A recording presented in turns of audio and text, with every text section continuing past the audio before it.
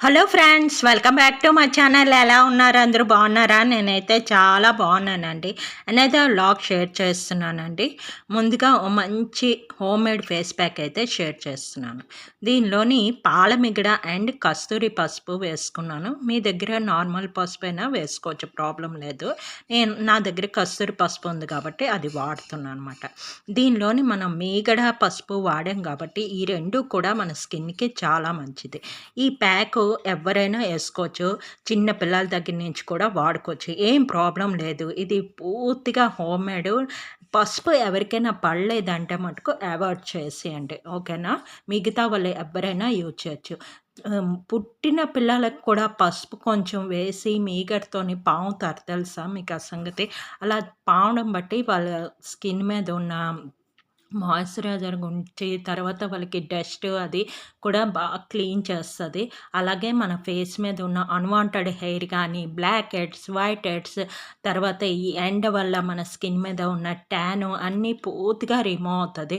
ఇప్పుడు ఎండల్లో ఎక్కువగా తిరుగుతుంటాం కదా! వీక్‌కి ఒక ట్వైస్ అయినా ఈ ప్యాక్ అప్లై చేసుకోండి. లేదంటే డైలీ అప్లై చేసినా ఏం ప్రాబ్లమ్ లేదు. ఇది పూర్తిగా న్యాచురల్ మాట. ఇంట్లోనే ఉన్న ఐటెమ్సే ఇవన్నీ. పాల మీద మీగడ కొంచెం ఫ్రెష్‌ది మాట. పాతది ఉంచింది, నెయ్యి కోసం ఉంచింది అవి కాదు. ఫ్రెష్ అంటే పాలు అప్పుడు మరగబెట్టుకుంటాం కదా! అది కొంచెం చల్లారాక మీగడలా కడతది కదా! ఆ మీగడ తీసుకొని వాడాలి. ఫ్రెష్ మీగడైతేనే వాడాలి. ఒక 2 డేస్, 3 డేస్ అయిన మీగడ మటుకు వాడొద్దు. ఓకేనా?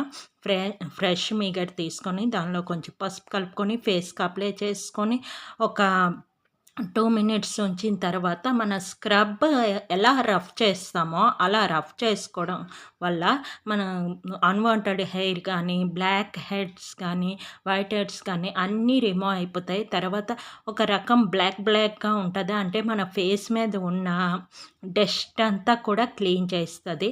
తర్వాత చాలా మాయిశ్చరైజర్‌గా ఉంచుతది. ఎటువంటి మనం ఎక్స్‌ట్రా మాయిశ్చరైజర్స్ ఏమీ అప్లై చేయకపోయినా పర్వాలేదు. మన స్కిన్ ఎంత స్మూత్‌గా ఆహ్, ఎంత బావుంటదో, షైనీగా చాలా బావుంటది. రెగ్యులర్‌గా ట్రై చేసి చూడండి. మీ స్కిన్ ఎంత స్మూత్‌గా అంటే బేబీ స్కిన్‌లా తయారవుతదన్నమాట. అందరికీ తెలిసిందే. ఇంచుమించు మన వీడియోలో అన్నీ నేను న్యాచురల్ ఫేస్ ప్యాక్సే నేను ఎక్కువగా చూపిస్తుంటాను. కొన్న వాటికన్నా ఇంట్లో ఉన్న ఐటెమ్స్‌తోనే మనం ఇలాగా కేర్ తీసుకుంటే చాలా బావుంటదన్నమాట. తర్వాత నేను రెడీ అయిపోయాను. రెడీ అయిపోయిన తర్వాత ఈరోజు మ్యాగీ అయితే టిఫిన్ చేసుకున్నానన్నమాట. ఆ మ్యాగీ అయితే తీసుకుంటున్నాను. మ్యాగీ ఇంకా షార్ట్‌కట్ మ్యాగీ చేసుకున్నాను. జస్ట్ వాటర్ ఏసుకొని వాటర్‌లో మ్యాగీ ఏసుకున్నాను. ఉప్పు, కారం, పసుపు ఏసానమాట. ఏసిన తర్వాత దానిలో కొంచెం ఉల్లిపాయలు, టమాటా, పచ్చిమిర్చి చిన్న ముక్కలుగా కట్ చేసుకొని ఏసుకున్నాను. నాకు అలా తినడం ఇష్టం మాట. ఎంతమందికి ఇలాగ ఇష్టం అని చెప్పండి. నేనైతే ఇలా వేసుకున్నాను. వేసుకొని ఇప్పుడైతే బ్రేక్‌ఫాస్ట్ చేస్తాను. పిల్లలకైతే ఇచ్చేసాను. ఎందుకంటే వాళ్ళు తొందర తింటే మళ్ళీ మధ్యాహ్నం స్కూల్ కదా! తొందరగా లంచ్ చేస్తారు. 12 సరికి లంచ్ చేస్తారు. ఈరోజైతే ఫిష్ తెప్పించాను. Fish curry and fish fry చేస్తాను. ఫస్ట్ ఫిష్ ఫ్రై చేస్తాను. వాళ్ళు ఫ్రైయే తింటారు. ఎక్కువగా ఫ్రై ఇష్టము. అందుకు ఫస్ట్ ఫ్రై చేసి ఉంచితే తర్వాత కర్రీ చేస్తానన్నమాట. ఇంకోటి ఫిష్ అయితే నీట్‌గా కడిగేసాను 3 టైమ్స్ బాగా ఆ పల్స్ అది తీసాను. ఇదేంటంటే శీలావతి అంటారు. రాహు మాట. ఇది తెచ్చారు.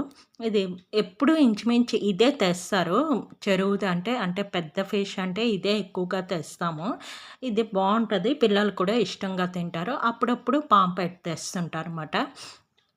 మనం రెగ్యులర్ డైట్‌లో ఫిష్ తీసుకోవడం బట్టి చాలా మంచిదండి. మన స్కిన్‌కి మంచిది మెయిను.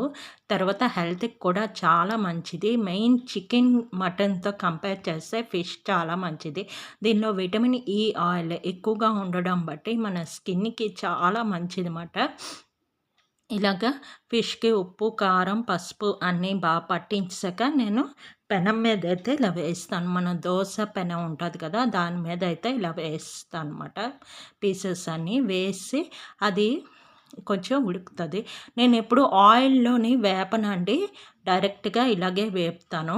ఇలా వేపేసి 2 పక్కల బాగా వేగిన తర్వాత తీసేసుకోవడమే అలాగే. నేను కర్రీకి కూడా ఇలాగే వేపేస్తాను. అందరూ డైరెక్ట్‌గా ఉల్లిపాయ అది ఏసి ఆ ఫిష్ పీస్‌లు అలాగ వేయిస్తారు. నేనెప్పుడూ అలా చేయనండి. నేను మొత్తం ఫిష్ అంతా ఇలాగే వేపేసి తర్వాత నేను కర్రీ చేస్తానన్నమాట. ఎందుకంటే విడిపోదు నాకు. నాకు డైరెక్ట్ ఏంటో పచ్చి పచ్చిగా అనిపిస్తది. నాకలా నచ్చలేదు. ఒకసారి ట్రై చేశాను గానీ నాకది నచ్చలేదు. మొదటి నుంచి ఇలా చేయడం అలవాటు. అమ్మ ఇలా చేసేవారు. అది చూసి నేను అదే కంటిన్యూ అన్నమాట. ఇక్కడ కొంచెం నొక్కి చూస్తున్నాను ఉడికిందా లేదా అన్నది. ఉడికిపోతున్నాయి. అందుకని ఇప్పుడు తీసేస్తానన్నమాట. కొంచెం వేగకపోతే మనకి కిందకి అంటినట్టుంటది. తర్వాత ఫిష్ ఫ్రెష్‌ది కాకపోయినా మనకి కొంచెం తీయడానికి కష్టమవుతది. అయితే ఈ ఫిష్ కొంచెం ఫ్రెష్‌దే బావుంది. కొంచెం ఎక్కువ వేగింది. ఇదిగోటి ఫ్రైకైతే తీసేసాను ఇప్పుడు. ఇతనికి బాక్స్ ఫ్రైయే పెడతాను. ఎందుకంటే ఆఫీస్‌లో అది కర్రీ తినడానికి అంత నచ్చదు కదా! అందుకని ఫ్రై ఉంచాను. ఇదైతే కర్రీ చేస్తాను. పక్కన పెట్టాను కదా! ఇవన్నీ పీసులు కర్రీకి పెట్టేస్తాను. అటుపక్కవి ఫ్రైకి మాట. పిల్లలకి ఇస్తాను. ఇతనికి బాక్స్ పెడతాను. అలాగా ఫ్రై పెట్టేస్తాను. రాత్రికి వచ్చి కర్రీ తింటారు. తర్వాత ఇప్పుడేనా కూర చేసేసుకుందాం. కూర సింపులేనండి. ఎప్పుడు చేసుకోనిలాగే నేను చాలా సార్లు షేర్ చేశాను ఫిష్ కర్రీ. సింపులేనండి. ఆయిల్ వేసుకుంటాం. ఆయిల్ వేసుకొని ఉల్లిపాయలు, పచ్చిమిర్చి తర్వాత గ్రైండ్ చేసుకున్నాను ఒక పేస్ట్. ఆ పేస్ట్ ఏంటంటే మామూలుగా ఉల్లిపాయ, టమాటా, ఎండుమిర్చి, దాల్చిన చెక్క, లవంగా, నెక్స్ట్ జీలకర్ర, ధనియాలు, అంతేనా, అల్లం వెల్లుల్లి ఇవన్నీ కలిపి గ్రైండ్ చేసుకొని అది కూడా వేసుకుంటాం. ఇక్కడ ఉల్లిపాయ వేగిన తర్వాత టమాటా వేసుకుంటాం. టమాటా అయిపోయిన తర్వాత ఆ ముద్ద వేసుకుంటాం. కామన్ చాలా అన్ని కర్రీలు చేసినట్టే సింపుల్గా చేసుకుంటాను. ఇంకేంటి ఎలా ఉన్నారు అందరూ? ఇంకా సమ్మర్కి ఎటు ప్లాన్లు ఉన్నాయా? ఏంటి ఎండలు చాలా ఎక్కువగా అయిపోతున్నాయి కదండి. ఏంటి సమ్మర్కి ఎక్కడికి ఊర్లు వెళ్తారా, లేకపోతే ఇక్కడ ఉంటారా ఏంటి అన్నది చెప్పండి. మేమైతే ఎక్కడికి వెళ్ళడం లేదు, ఇంట్లోనే ఉంటాము. నెక్స్ట్ పిల్లలకి అయితే సెకండ్ నుంచి ఎగ్జామ్స్ అన్నమాట ఇద్దరికిని. సెకండ్ నుంచి ఒకరికి, థర్డ్ నుంచి ఒకరికి ఎగ్జామ్స్. 17th వరకు ఎగ్జామ్స్ ఉన్నాయి. మేబీ 18th నుంచి సెలవులు ఇస్తారో లేదా 20th నుంచి సెలవులు ఇస్తారో చూడాలి. ఆల్మోస్ట్ ఇంకా 25 డేస్ వరకు ఇంకా స్కూల్స్ ఉంటాయి. ఈ 1 మంత్ దగ్గర అనుకోండి. ఇంకా రెగ్యులర్గా మధ్యాహ్నం 1 గంటకి ఇప్పుడు వెళ్తున్నారు. ఈవినింగ్ 5కి వస్తున్నారు. ఇద్దరికి ఒకసారి అన్నమాట. అంటే 4:30కి ఒకరికి, 5కి ఒకసారి. మరి హాఫ్ అన్ అవర్ గ్యాప్లో కష్టం కదా వెళ్ళి తేవడం అని చెప్పి ఇద్దరికే ఒకసారి తెచ్చేస్తాను.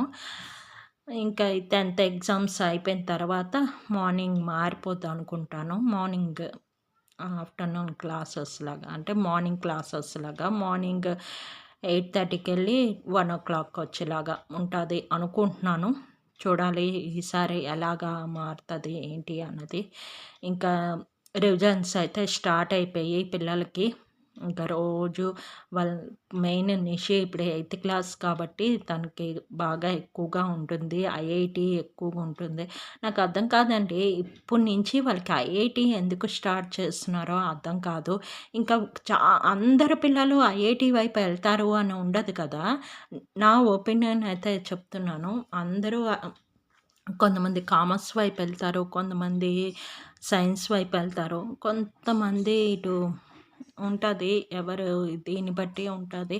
కానీ 8th నుంచే ఐఐటీ ఎందుకన్నది నాకు అనిపించింది. మీరేమంటారో చెప్పండి. వేస్ట్ కానీ ఇంత చేసి మళ్ళీ మనం ఎంపీసీ అటుపక్క ఇంటర్లో అది జాయిన్ చేసినప్పుడు మళ్ళీ స్టార్టింగ్ నుంచే ఐఐటీ చెప్తారట. మరి ఏంటో చూడాలి. ఇప్పుడు నార్మల్గా చెప్పే బుక్స్ కన్నా ఐఐటీ ఎక్కువగా ఉంటుంది. దాని గురించి చాలా ఎక్కువ సేపు పడుతుంది. ఎందుకో మీతో మాట్లాడుతుండే కర్రీ అయితే చేశాను. చూసారు కదా ఎలా చేశాను అనేది. అలాగా చేసుకోవడమే. ఇదిగోటి ఫిష్ కర్రీ అయితే రెడీ అయిపోయింది. మంచి రెడ్ కలర్ వచ్చింది కదా! అంతేనండి ఈ వీడియో. నా వీడియో కనుక నచ్చినట్లయితే ప్లీజ్ లైక్, షేర్, సబ్స్క్రైబ్.